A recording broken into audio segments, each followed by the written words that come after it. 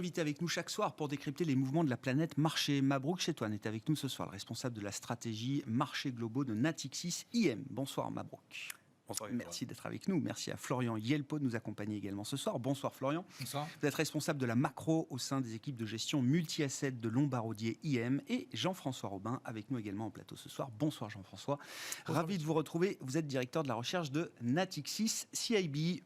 Jean-François, voilà, je décrivais quelques-unes des surprises qu'on a pu avoir ces dernières heures et ces derniers jours en matière de politique monétaire. Il y a un peu deux manières de voir les choses. Les banques centrales sont en mode panique et cède à la pression très forte des marchés.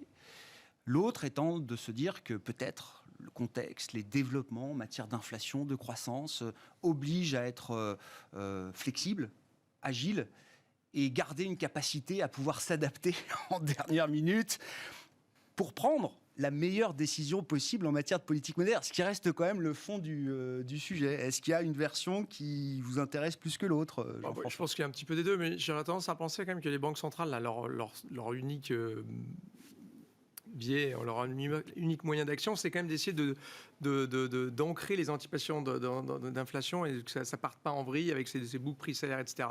Or, on sait bien que là, c'est plutôt un choc d'offre et pas un choc de demande. Un peu plus aux États-Unis, peut-être, ça peut se débattre, mais en Europe, pas du tout. C'est vraiment un choc énergétique. L'inflation, c'est 66%, c'est de l'énergie. Donc, c'est vraiment, pour l'instant, encore un choc d'énergie. Donc, il ne faut pas que ça devienne un choc de demande avec les salaires qui s'emballeraient. Donc, il faut, j'ancre mes anticipations. Et donc, quelque part, la Banque centrale, elle peut monter les taux autant qu'elle veut. Ça n'a aucun impact, finalement, sur l'économie. Donc, elle est quand même un petit peu dans la position de la queue qui bouge le chien, là, pour reprendre la parabole. Et effectivement, à suivre les marchés. Donc, si les marchés commencent à penser qu'il faut qu'ils agissent pour l'inflation, ils suivent un petit peu. Et donc, c'est un petit peu la course à l'échalote. On ne parlait pas de hausse des taux cette année. Finalement, on a eu des hausses des taux aux US. On ne parlait jamais de 50 BP, on les a eu. Et puis, la 75 points de base, on l'avait une fois en 94. Puis maintenant, ça devient quasiment les pas réguliers qu'anticipe le marché. Et maintenant, sur la BCE, on nous dit que c'est des pas de 50, des trucs qui sont quand même pas souvent vus dans l'histoire des hausses de la BCE. Donc, il y a quand même un petit peu de course à l'échalote, je trouve, des banques centrales. C'est pas forcément un mode panique, hein, mais quand même, on voit ces espèces de mouvements que je trouve assez violents. Et finalement, à ce train-là, c'est encore une fois... Ouais, je comprends. Donc au-delà du choc et de l'effet surprise qui peut avoir effectivement un choc positif de marché, on va dire, sur quelques minutes, quelques heures, une journée, vous dites c'est un risque quand même... Ce qui va calmer le marché, le seul truc qui va calmer le marché, c'est quand on va commencer à avoir des chiffres d'inflation qui tangentent et qui commencent à rebaisser. Ce qu'on avait commencé à voir un petit peu aux États-Unis, mais c'est reparti. Mais les prix des biens et services aux États-Unis baissent. Hein. Ce qui remonte aux États-Unis, c'est l'alimentation et l'énergie. Mais finalement, on commence à voir ça. Quand ce sera un petit peu stabilisé, ces chiffres d'inflation, quand ça va rebaisser, on dira c'est magnifique. Mais ce ne sera pas forcément l'action de la Banque centrale qui fera ça. Hein. C'est plutôt les développements sur le marché du gaz et du pétrole. Force est de constater aujourd'hui, vu ce que vient d'annoncer Gazprom et la Russie, que c'est pas pour tout de suite la stabilisation des prix du gaz et du pétrole. Bon, si on prend, je sais pas, l'exemple de la Fed, évidemment, hein, qui est la première des banques centrales à suivre aujourd'hui. Florian, qu'est-ce que vous dites ? Les 75 points de base organisés comme ça en dernière minute, c'était la meilleure manière de faire ? Est-ce que perdre un peu de crédibilité sur la forward guidance, ça vaut le coup dans le contexte actuel de marché et d'inflation ? On est surpris, comme d'habitude. On est surpris et c'est tant mieux pour nous. C'est qu'on est surpris comme d'habitude. De façon générale, quand la Banque centrale remonte ses taux, que ce soit la Fed ou la BCE, on est surpris. Enfin, si vous regardez les anticipations de remontée des taux par rapport à ce qui a été fait, généralement, c'est au-dessus. C'est pas, de ce côté-là, c'est pas une surprise. Ce qui est un petit peu...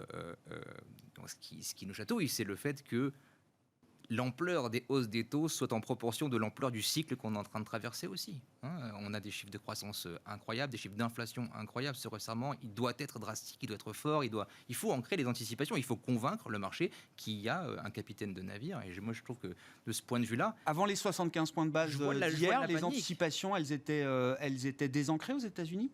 Non.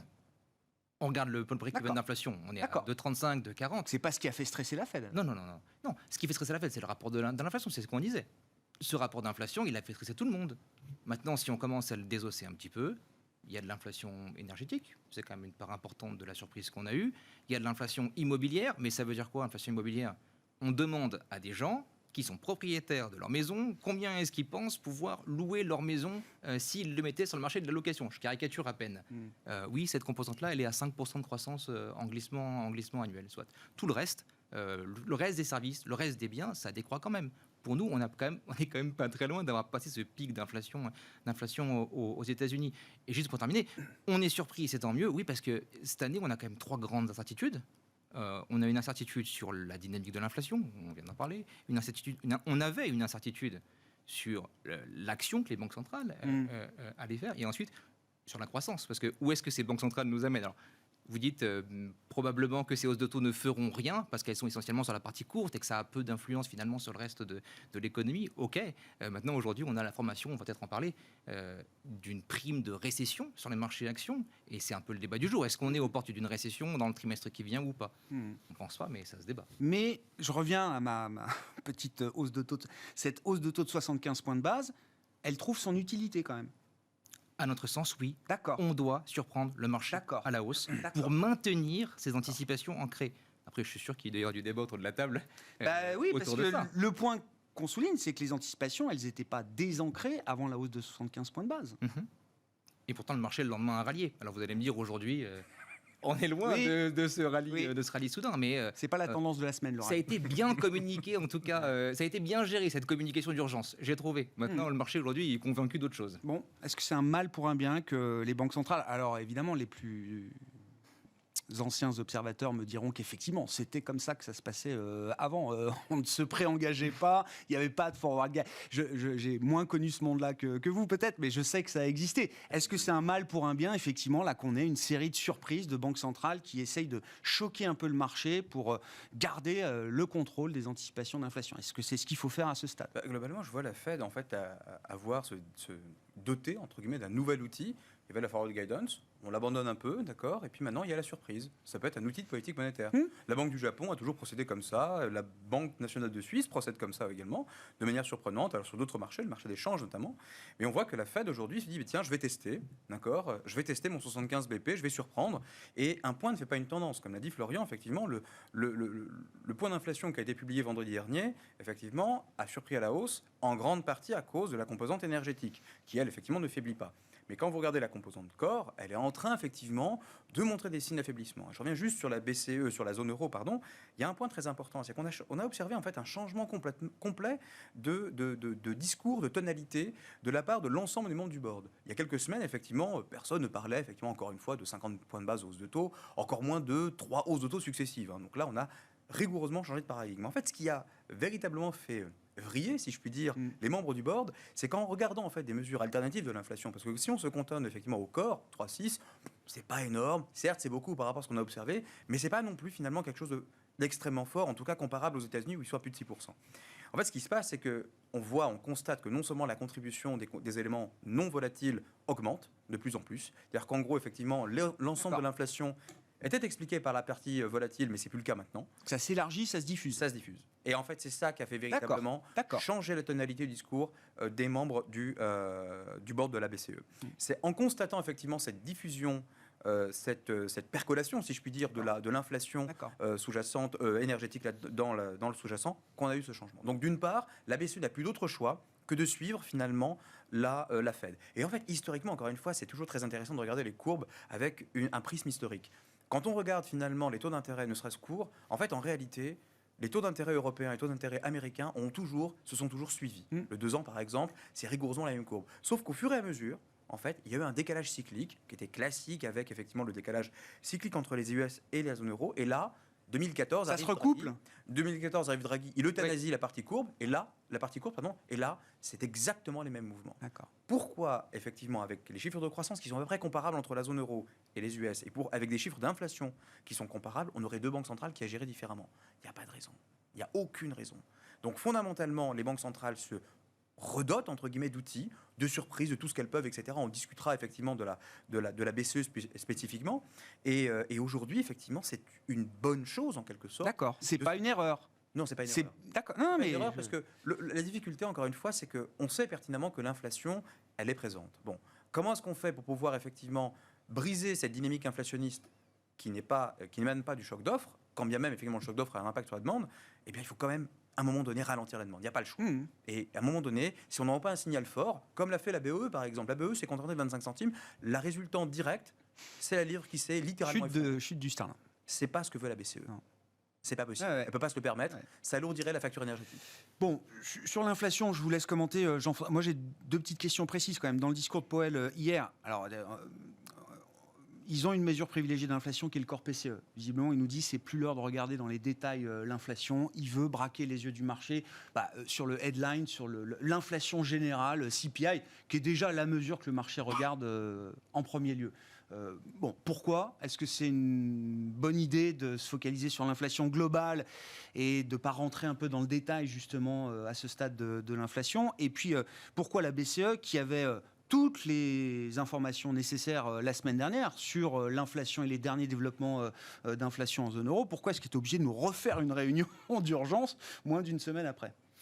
Sur le premier point, effectivement, là, c'est des arguments à la Jean-Claude Trichet, c'est de dire, en fait, finalement, à la fin, le meilleur indicateur, c'est le headline CPI, parce que tout s'y retrouve, et qu'il y a des effets de second tour, et qu'à la fin... C'est des années à expliquer qu'il fallait regarder à travers les éléments volatiles, se projeter au-delà, et finalement, la réalité de tout ça, c'est qu'à un moment ou à un autre, la grosse différence entre les États-Unis et l'Europe, encore une fois, c'est qu'aux États-Unis, il n'y a pas seulement le chauffe énergétique, il y avait aussi de la surchauffe, il y a des salaires, il y a une partie sur laquelle la Fed peut agir. Et là, pour le coup, d'aller un petit peu faire de la suppression de demande, donc faire une mini-récession ou un fort ralentissement, ça a du sens. En Europe, il va falloir faire, comme l'a dit très bien Panetta, c'est-à-dire qu'à un moment, si on veut faire ça en Europe, il faut un très fort ralentissement pour que le petit truc qui joue dans l'inflation qu'est la demande reste là. Mais encore une fois, quand vous regardez les inflations 2 ans dans 2 ans, enfin à horizon 5 ans ou 10 ans en Europe, on est sur des jauges qui ne sont pas paniquantes non plus. Donc c'est pour ça que moi je trouve que assez vite, là, le marché est en train de pricer de la stagflation, c'est-à-dire c'est vraiment typiquement la Banque d'Angleterre qui vous dit je continue de monter les taux, mais pour autant je sais que j'anticipe moi-même une récession. Moins 0,3 sur et on voit bien le trimestre. Et les États-Unis, en fait, quand ils prévoient 1,7 de croissance cette année, nous on était les plus bas du consensus à 2, et là tout d'un coup 1,7, la Fed est même plus bas que nous, et nous on pense qu'il y aura une récession à la fin de l'année aux États-Unis, donc on va passer par ce moment-là, mais la Fed quand même continue à sans doute front-loader un peu ces hausses des taux tant qu'elle peut. Après la question c'est est-ce qu'il va falloir continuer comme le pense le marché, Nous, on dit non. Justement, elle va être obligée de poser à un moment ou à un autre parce qu'il y a un moment, déjà, la confiance des ménages est très, très basse. Si vous avez une récession aux États-Unis, ça va devenir quand même un peu compliqué. Ce que Powell, c'est Volcker, moi, je ne crois pas quand même. Donc, je pense qu'il y a un peu l'histoire de... On profite aussi de cette fenêtre d'opportunité, on casse les anticipations, on agit vite et fort.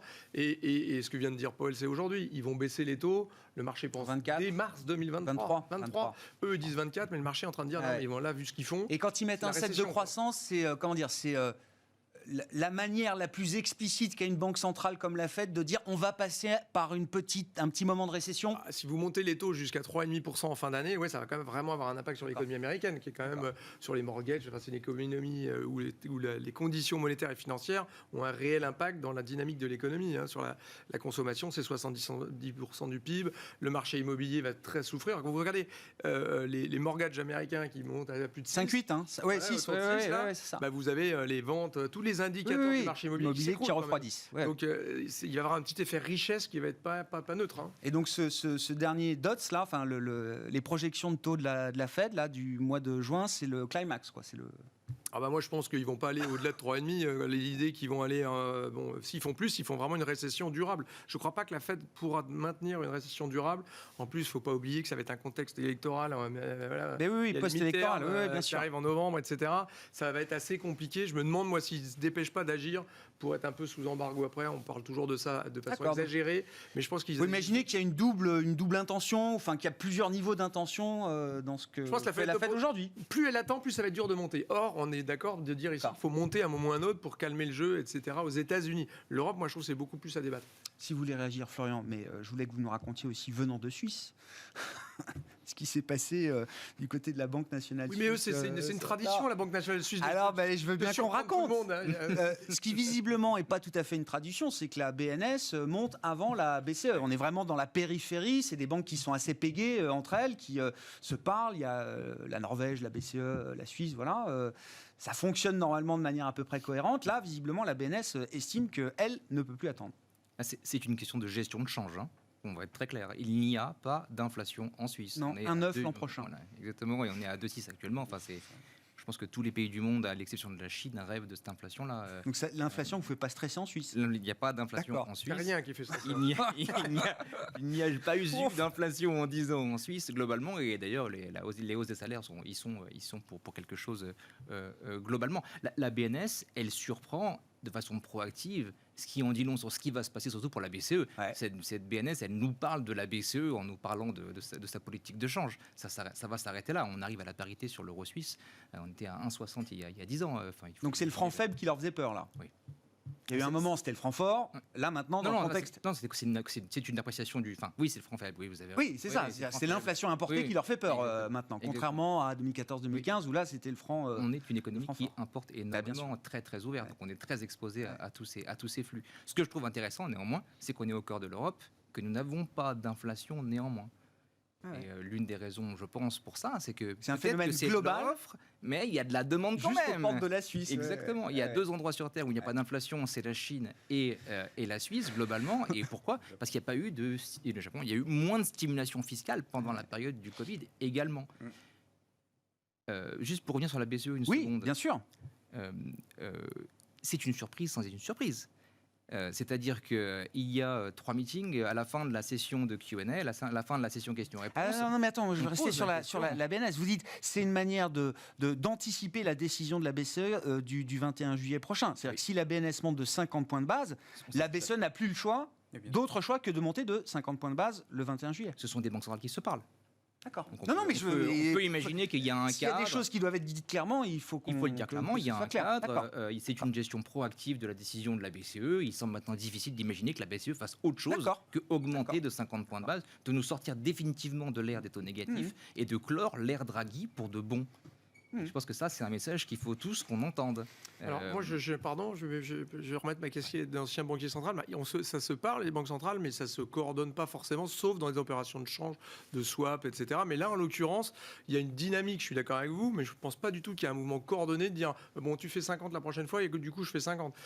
Oui, sur la BCE, moi, je reste à penser que C'est pas une coordination si explicite. Non, pas si explicite. Et en plus, moi, je trouve que c'est pas du tout évident qu'elle fasse 50 BP vu qu'elle a déjà assez pré-committed, ce qui est un truc exceptionnel qu'on fait jamais. À partir du moment où elle dit je fais 25 et 50 normalement après, de faire 50 tout de suite. C'est l'histoire de la Fed il y a Ça 3 été- jours, Ça Jean-François. a été annoncé. Hein. Le sortir des taux d'intérêt négatifs, c'est très clair. Oui. C'est-à-dire, on fait moins 50, 0. Enfin, donc ça veut dire 50 points de base. Donc c'est tout. Et si on veut remonter le taux refi, il n'y a pas le choix, il y a des bornes, effectivement. Il faut que le taux de dépôt soit à 0 pour pouvoir mettre le taux refi Oui, à mais 25. ça peut se faire en 2 fois. Voilà. Bon, après, Il n'y a pas le temps en fait. Voilà. Il n'y a Donc, pas le temps. d'accord. C'est-à-dire qu'en gros, si on veut arriver à un moment donné à avoir une politique monétaire qui soit suffisamment crédible, quelle que soit la source de l'inflation, il faut impérativement que la BCE fasse quelque chose de crédible. Est-ce que c'est pour ça, justement, s'il n'y a pas le temps, si la BCE doit être crédible le 21 juillet, prochain, est-ce que c'est pour ça que la BCE veut traiter en priorité la question de la fragmentation? Parce que c'est un risque majeur, Oui, entre guillemets. d'accord. Donc Le sans coût- avoir traité ce problème-là, elle ne peut pas prendre le risque de monter On traite 50 tout en points de même base. temps, à la D'accord. limite. Ce que dit la BCE, le shadow meeting d'hier, effectivement, qui, certes, n'a accouché que d'une souris, mais à la limite, c'est pas mal. Hein, parce que la dernière fois qu'on a eu une réunion d'urgence, il y a une petite phrase un peu malheureuse de Christine Lagarde sur les spreads de crédit qui a fait partir tout le monde dans le décor. Mais bon, là, on n'a rien eu. Et au contraire, on voit qu'effectivement, le taux italien est en dessous de 4. Donc, quelque part, on sait que la BCE se dote d'outils pour pouvoir intervenir. Le coût de la fragmentation, c'est-à-dire une crise des dettes souveraines, il est infiniment plus élevé que finalement une récession. Soyons clairs. Donc là aussi, il faut vraiment raisonner de manière coût-bénéfice, en quelque sorte. Et la BCE ne veut plus entendre parler en fait, d'un choc qui serait de nature à remettre considérablement en question, en quelque sorte, l'intégrité de la zone euro. C'est pas possible. Et donc, on termine effectivement avec taux d'intérêt négatif, on sort effectivement des programmes d'achat, on règle effectivement la question de la dette italienne en mettant en place un outil, et on va faire confiance effectivement dans l'ingénierie de la BCE, on achète du corps, on achète du périphérique et on revend du corps. Et ils sauront être crédibles comme Mario Draghi a su l'être en son temps, 2012, Ils ont whatever su it être takes, suivi du programme OMT qui n'a jamais eu besoin d'être activé. Ils ont su être crédibles avec les programmes d'achat, les CSPP en achetant le crédit. Ils ont su être crédibles en achetant les souverains. Il faut quand même remettre un peu quelques montants. Non. Ils ont acheté 2700 milliards d'euros de dettes depuis qu'ils ont commencé. C'est absolument titanesque. Donc là-dessus, si on est sur des taux d'intérêt aujourd'hui, certes qui remontent, qui repassent en territoire positif et même au-delà, et que ça surprend tout le monde, en fait non, ça c'est la règle. La règle, c'est pas d'avoir un coût du capital, et on reviendra là-dessus justement, négatif. Ça n'a pas de sens. Et donc du coup, in fine, À un moment donné, des taux 50 points base qui remontent, c'est la norme. Jean-François, Florian. Oui, alors moi, je suis encore une fois, je suis pas complètement d'accord avec ça parce que on n'est quand même pas dans l'abandon total de la forward guidance. Ce qui est intéressant, c'est que les banques centrales, on sent bien, ils sont en train de courir, de changer de fusil d'épaule tout le temps, de retourner leur veste, etc. Mais là, les deux banques centrales qui sont la Banque centrale européenne et la Banque centrale américaine se sont un peu engagées sur les deux prochains mouvements. C'est-à-dire que, grosso modo, je ferai 50 voire 75 pour ce qui est de la Fed en septembre. Mais comment on peut le croire? Ils nous ont dit D'accord. 50, 2 fois Non, 50. mais d'accord, mais là, Il fait 75. quand vous avez le président de la Fed qui vous dit ça, ou le président de la BCE, Lagarde, qui vous dit je fais 25 et ce sera au minimum 25, sans doute 50 en septembre, elle s'est engagée sur les deux prochains mouvements, la Fed sur les deux prochains mouvements. Il y a un problème de crédibilité de la Banque centrale, mais je suis d'accord avec vous, hein, peut-être qu'elle va devoir le faire, j'en sais rien. Ouais. Mais alors, à ce moment-là, c'était une énorme erreur de politique monétaire et de crédibilité d'aller s'engager sur les deux prochains mouvements et dire bon, exceptionnellement, je vais vous dire ce que je vais faire pour essayer d'ancrer Mais vos c'est bien la anticipations comme on question. voudrait qu'elle soit. Et donc, il y a un vrai sujet en ce moment, de ce qu'on disait tout à l'heure en antenne, entre règles entre les règles et un petit peu La méthode. la méthode et Ouais, ouais. l'opportunisme d'agir. Mais je pense quand même que cette façon de se pré-committed et de l'annoncer très très clairement quand même, ils ont dit clairement ce qu'ils voulaient faire, ces deux banques centrales dans les prochains meetings, ne pas le faire, c'est quand même un danger pour leur Bah stabilité. Quoi. Moi, c'est un peu Ça veut dire qu'on anecdotique. n'y croira plus quand Il ils y a parlent. eu Donc c'est quand même une un peu dangereux. dissidente lors du FOMC des 75 points de base. C'est une faucon historique de la Réserve fédérale américaine. C'est la présidente de la Fed de Kansas City, Esther George. Alors, elle n'a pas motivé, je ne crois pas qu'elle se soit exprimée encore, mais je comprends. Et donc, elle dit il fallait faire 50 points de base parce qu'on s'était engagé à faire 50 points de base. Alors que peut-être que son petit cœur de faucon au quiche lui disait il faut faire 75, il faut faire 75. Non, mais elle a voulu préserver quand même la valeur de la forward guidance qui, semble-t-il, est un actif ou un Je sais bien asset que important. Le symbole de Chris Lagarde, c'est le hibou qui fait les 360, mais je pense quand même qu'il y a une question de crédibilité des Ouais, banques mais centrales. C'est un j'entends moment ce difficile point. pour elle. J'entends ce Et point. en plus, comme on est un peu à la croisée des chemins, c'est pas si évident que ça. Combien de temps l'inflation va se durer, etc. Non, c'est pas si évident, à mon avis, qu'ils soient tous en train d'accélérer. Mais alors à ce moment-là, pourquoi pas faire des pas de 100 aussi Eh ben oui. Voilà, et si on se prend une règle de Taylor, Eh ben oui. aujourd'hui, on devrait être à 6 ou 7% de taux. On n'ira jamais là, sauf à faire une énorme récession que n'accepteront quand même pas de faire ni Christine Lagarde ni Jérôme Powell. Ah non. C'est pas des volqueurs. Enfin, entre 6 et 7% de taux directeur et puis les 3, 3,5, 4, Ouais, mais pourquoi pas que le marché attend, il y a un peu de marge. Hein, mais... L'économie américaine, Non, mais- on la voit 0,9 Ouais. en fin d'année, hein, donc ça Florian, va être Florian. très proche de la récession quand même. Juste pour revenir une seconde sur la fragmentation quand même. La fragmentation, c'est une thématique qui vient de 2011. On n'est plus en 2011 aujourd'hui. La croissance nominale de la plupart des économies périphériques leur permettrait de soutenir des taux qui sont bien plus élevés qu'ils ne sont aujourd'hui, si ce n'est quasiment le double. Il faut être assez clair là-dessus.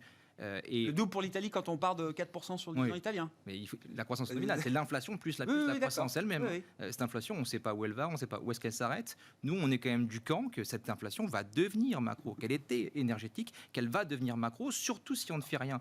En plus de ça, sur un mois roulant, on a vu les taux réels, on parle du coût du capital maintenant, les taux réels remonter de 100 points de base en zone euro sur la patte 10 ans. Ça s'est fait avec une remontée des spreads de crédit, des spreads italiens de 30 points de base. D'accord. C'est ça la fragmentation? D'accord. Non, je pense pas. Non. Ah ouais. Donc cette zone euro, elle est bien plus solide, je pense, qu'on le pense, parce qu'on a encore cet imaginaire de 2011, ces fragilités de 2008, des chiffres de la Grèce qui avaient été truqués. On a encore cette représentation, mais elle a changé. Alors oui, il y a plus de dettes, soit, mais néanmoins, on est face aujourd'hui à une vague d'inflation qui nécessite qu'on fasse quelque chose, et probablement que le système financier est beaucoup plus solide qu'on ne l'imagine. Et vous dites quoi? La BCE est en train de perdre du temps avec le sujet de la fragmentation alors que l'urgence c'est l'inflation? Elle fait exactement ce qu'elle doit faire, D'accord. c'est-à-dire s'équiper des D'accord. armes nécessaires Oui, oui. pour maintenir ses spreads Oui, oui. et appuyer fort pour empêcher que l'inflation énergétique ne devienne de l'inflation macro et que ça fasse boule de neige avec tout ce qu'il y a autour de nous. Parce qu'il y a un effet boule de neige mondial quand même. Il faut garder ça aussi en tête. Le risque est quand même très important et c'est aujourd'hui ce qui explique en partie la baisse des marchés. Donc c'est une question qui, pour nous en tout cas, est à traiter d'urgence.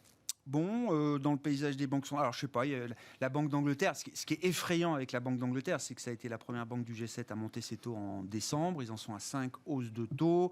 Ils gardent le pas de 25 points de base pour l'instant, mais le prochain sera peut-être de 50, hein, c'est ce qui est envisageable. Ils Ou en de sont- zéro. Mais oui, mais non, mais je suis d'accord. S'il y a plus de forward, c'est peut-être 0 ou 100 demain, j'en sais rien.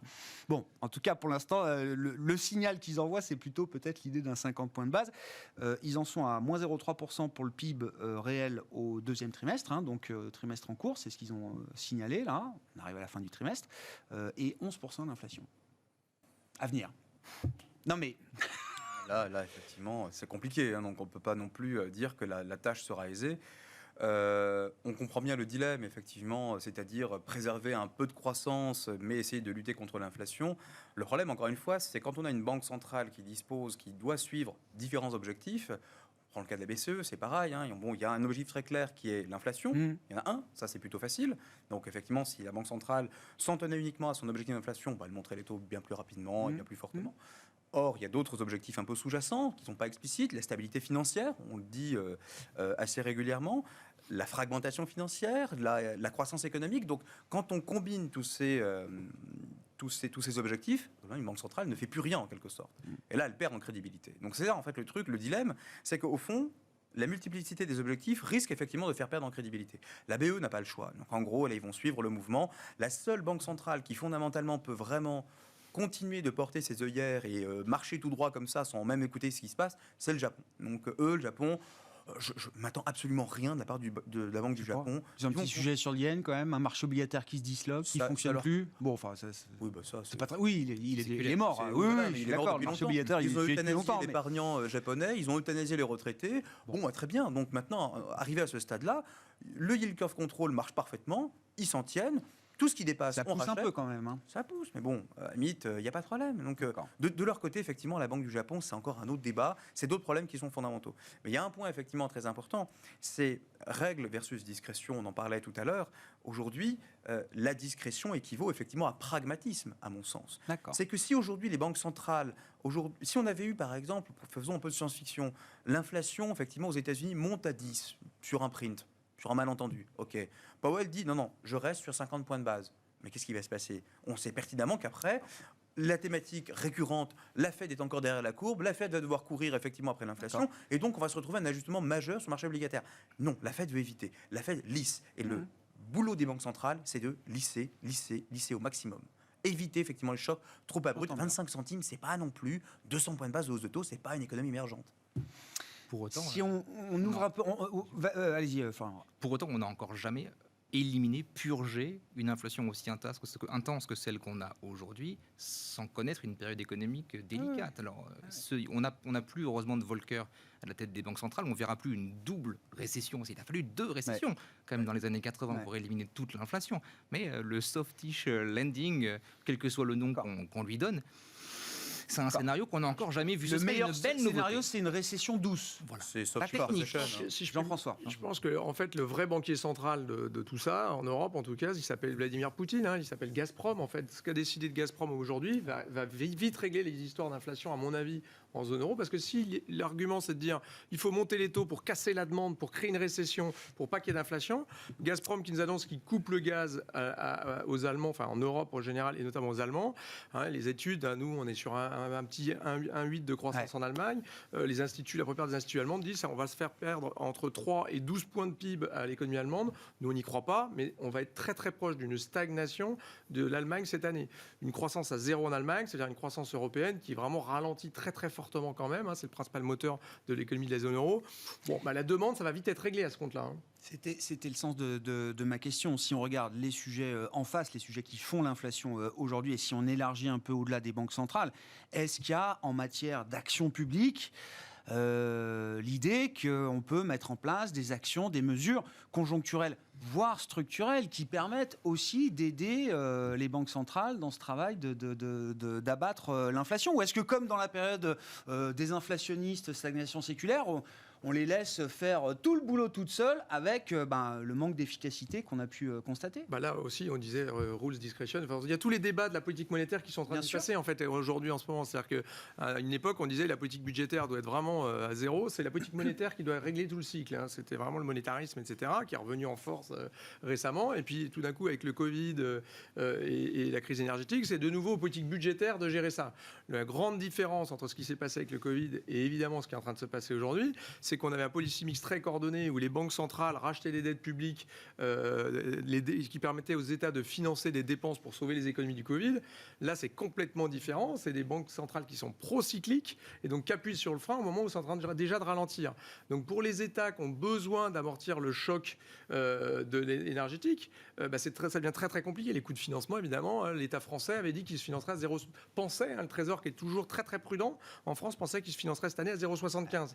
Bon, on n'y est pas, on est largement au-delà de ça. Donc, 1 point de hausse des taux, au bout de 10 ans, ça fait quasiment 40 milliards de coûts additionnels du refinancement de la dette. C'est pas neutre, c'est quand même le budget de la défense, même plus, donc c'est quand même pas complètement neutre. Et aujourd'hui, ce qui est marrant, c'est qu'on a les banques centrales qui disent « je veux pas faire d'inflation, donc je suis en train de freiner le cycle économique », et les politiques budgétaires font l'inverse. Donc on dit « ah tiens, j'injecte de l'argent dans l'économie parce qu'il faut amortir ce choc ». Donc il y a une coordination du policy mix qui existait pour le Covid qui est complètement antagoniste aujourd'hui. Qu'est-ce qu'il faudrait changer dans le policy mix, dans la partie de l'action publique? Qu'est-ce qui devrait aller dans le sens de la stratégie des banques centrales? Il y a plusieurs dimensions. Déjà, l'inflation, c'est un élément naturel de réduction de la dette. Donc en gros, on diminue les dettes via l'inflation. Donc ça arrange beaucoup d'États, beaucoup de pays d'avoir cette inflation. Et au fond, finalement, pourquoi la Banque centrale n'a plus besoin véritablement d'intervenir? Parce que l'inflation fait le boulot à la place de la Banque centrale. Déjà, premier point. Il faut que les recettes fiscales tiennent, etc. quand même. Bien sûr. Mais globalement, si on s'endette et qu'on a une inflation qui est plus forte effectivement que l'inflation de la dette, ça règle une partie du problème. Ça règle pas tout le problème, évidemment. Le coût de financement, là aussi, il augmente. Ça ne se voit que bien des années après. D'ailleurs, il n'y a pas vraiment de sujet pour le moment de soutenabilité de la dette. C'est-à-dire qu'en gros, il faut là aussi remettre les choses dans leur contexte. Deuxièmement, à un moment donné, quand on a affaire... Parler de Poutine, effectivement. Poutine est un problème. C'est pas, à mon avis, le meilleur banquier central du monde, bien au contraire. C'est un vrai problème, mais au moins, il a une vertu, c'est qu'il met l'Europe dos au mur et il va devoir effectivement de nouveau inciter les Européens à trouver des mécanismes de financement pour financer, entre guillemets, de l'investissement productif qui va permettre de soutenir, je ne sais pas, même pas d'augmenter, au moins le potentiel de l'Europe. Et donc, quand on met tout ça bout à bout, l'investissement public, on le voit après, si on est en période de guerre, effectivement, pas de généraliser, Dieu merci, mais si on est en période de guerre, c'est à ce moment-là, effectivement, qu'on voit les plus gros investissements se manifester. Pas dans l'armement, certes, parce que c'est pas non plus productif, mais au moins des investissements qui seront de nature à soutenir ce potentiel. Donc, l'énergie, la sécurité, effectivement, énergétique par ailleurs. Et donc, tout ceci, puis le changement climatique, tout ceci, c'est des opportunités pour effectivement dépenser. Et moi je regrette effectivement le meilleur moyen, on n'a pas trouvé d'autre moyen finalement de soutenir une activité économique que de faire des soutiens à la demande. Moi je suis keynésien dans l'âme et finalement soutenir la demande, soutenir l'investissement public, c'est le seul moyen dont on dispose effectivement pour pouvoir entre guillemets faire de la dépense efficace. Sur le plan de l'investissement, parce qu'il nous reste 5 minutes quand même, Florian, donc je le disais, tous les indices sont entrés en bear market, on est tous au plus bas de l'année, donc c'est les plus bas de début mars, dans le sillage du déclenchement de la crise russe et de l'invasion de l'Ukraine. Quelle décision on a envie de prendre? Et est-ce que c'est un bon moment peut-être pour se réintéresser justement au marché d'actifs risqués? Ça, on l'a cru il y a 1 mois. Et je pense qu'il est assez clair que le rapport de l'inflation nous a détrompés. Assez clairement. Bon, vous le savez, dans nos positionnements, de notre côté, on est extrêmement prudent. Vous étiez quoi, 70% de cash il y a 1 mois? Oui, on est toujours dans ces eaux-là. Oui. D'accord, vous êtes toujours dans... Non, mais mois après mois, je vérifie. Ça va beaucoup bouger. Je suis ce qui a changé. Le marché vous le demande. Même en ayant été à l'écart de la baisse, parce qu'en début d'année, vous étiez déjà à 40% de cash, enfin, si je dis pas de bêtises, ou quelques mois avant. Exagère rien, oui. Même en ayant été à l'écart comme ça de la baisse, là, il n'y a rien qui vous attire vraiment. C'est un problème de valorisation. Les actions ont une duration, ont une sensibilité taux. On a une remontée des taux réels de 150 points de base à peu près. Il y a une duration peut-être de 10, 12 sur les actions. Ça explique à peu près, on va dire, 80% de la baisse. Maintenant, il reste la patte qu'on n'a pas encore vue, c'est-à-dire le fait que les résultats des entreprises commencent à être affectés progressivement par ce ralentissement qu'on entrevoit ou qu'on n'entrevoit pas. On ne sait pas encore. En tout cas, il y a un risque earnings, un risque résultat d'entreprise qui ne s'est pas encore matérialisé. Nous, quand on parle avec nos collègues des equities, ils lisent les résultats des entreprises et ils sont pas spécialement mal à l'aise vis-à-vis de ce qu'ils voient. Ce qu'ils voient, c'est qu'il y a de la bonne croissance, la croissance bien financée et de la croissance mal financée. Cette croissance mal financée, elle a été assez nettoyé, on va dire, par la remontée des taux d'intérêt. On est sorti de ce monde de quantitative easing, monnaie abondante, et on a purgé une bonne partie des exagérations. Peut-être à, d'après nos calculs, 7-8% d'une purge complète de cette exagération. Mais ça, c'est juste l'effet de la remontée des taux, et on n'a pas encore vu l'effet potentiel d'un ralentissement de l'économie mondiale. Pourquoi ça capitule pas? C'est-à-dire, il y a encore des gens dans le marché qui ont un espoir d'un chemin étroit, mais qui serait encore possible d'éviter une récession bénéficiaire, une récession économique, etc. C'est un espoir qui existe encore là? Il n'y a pas de capitulation parce qu'il n'y a pas de risque de récession. Pour nous, c'est aussi simple que ça. quand on verra le risque de récession commencer à se matérialiser, on avait vu un peu autour justement du rapport de l'inflation d'il y a un mois, les marchés commençaient à pricer un petit peu de récession, le VIX commençait à spiker, on avait vu un début de ça, puis ça a été éliminé parce que les chiffres macro légitiment, objectivement pas aujourd'hui de penser qu'on est aux portes de cette Et récession. donc ça peut prendre encore du temps alors Ça peut prendre encore du temps. Une récession, c'est combien? C'est 20%, 25%, 30%. On a tous vu ces chiffres Oui. de relation entre le softish landing et hard landing et la performance des marchés. Il n'y a pas de relation vraiment entre les deux, si ce n'est que c'est négatif pour les résultats. La récession, elle va se matérialiser, parce que là, on parle beaucoup de macro, et comme l'a souligné Florian, on a un peu mis de côté la partie micro, parce que tout le monde regarde les fondamentaux macro, les banques centrales, etc. Mais dès l'instant où on aura commencé à voir certains warnings sur les profits, on en a eu quelques-uns. Oui. On a eu quelques-uns qui étaient assez sévères, mais ça concernait certains secteurs particuliers. Si ça se généralise, là, effectivement, la récession prendra une autre tournure, enfin une autre Quand dimension. Apple fera un warning, ça y est, on sera peut-être là, au bout du bout de la planche. Oui, là, on se dit, effectivement, il y a peut-être un souci sur le niveau de l'activité. Les valorisations auraient été, effectivement, nettoyées. Et l'activité, c'est la deuxième patte qu'on attend. Après, il y a un horizon d'investissement. C'est-à-dire que si vous avez envie de traiter un petit peu le marché, de faire du day trading dans l'ensemble, peut-être qu'aujourd'hui, c'est le bon point d'entrée. En tout Non, cas, là, je me s'en place rapproche. dans une logique d'investissement. Si l'horizon, c'est 1 an, et qu'effectivement, on est à peu près tous d'accord pour dire qu'on aura au moins un ralentissement sur les 12 prochains mois, ça semble difficile de se dire que c'est une opportunité aujourd'hui. Depuis 1928, la correction moyenne dans une année, c'est autour de 17% pour le S&P. Là, on est à 20. Le drawdown moyen chaque année de cet ordre-là. Donc là, on ne peut pas dire qu'on est en train de C'est l'année normale alors. C'est une année moyenne. Justement, pour aller dans le sens de ce qu'il a dit, je pense quand même qu'on est à l'aune d'un fort ralentissement. L'économie mondiale, elle va être divisée par 3. Encore la Chine qui passe de 8 à 3, les États-Unis de 6 à 2. là maintenant, de 1 à 7. On la divise quasiment par 3. Si en plus de ça, vous avez une Allemagne qui passe en récession, il faut se souvenir ce qu'a dit BASF. Si on me coupe le gaz, je mets 40 000 personnes au chômage partiel. Bon, si c'est ce qui est en train de se passer, et si BASF fait ça, il y a un paquet du Mitterrand allemand qui va le faire aussi. Attention, on est quand même pas loin. Et en ce moment, quand on regarde les earnings anticipés dans les stocks européens, on est toujours à 2 chiffres. Tout va bien, Madame la Marquise. Attention, je trouve qu'il faut être très très prudent. C'est pas encore, je pense, dans les chiffres ce qui est en train d'arriver. On a un risque de récession aux États-Unis et un risque de stagnation un peu plus marqué en Europe. C'est encore pour ça que je pense que les banques centrales, elles appuient sur le frein au moment où c'est déjà en train de pas mal ralentir. Ce qui est très surprenant, c'est que j'ai regardé justement les chiffres des earnings États-Unis versus Europe. États-Unis, on est toujours autour de 10, ça bouge pas. Très bien, c'est insensible à ce qui se passe. Alors Europe, par contre, Stock 600, c'est très impressionnant, ça remonte, on est à 14.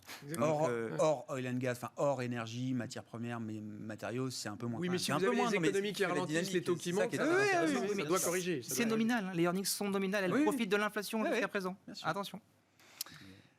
Merci beaucoup, messieurs. Merci pour ce tour d'horizon de la planète marché, quasiment au terme d'une semaine qui reste une semaine très, très compliquée. Clôture au plus bas de l'année, quasiment pour le CAC 40. Ça nous ramène sur le point bas du 8 mars dernier. Séance de panique déjà à l'époque. On était allé chercher 5756 points. On clôture à 5886 points pour le CAC 40 ce soir.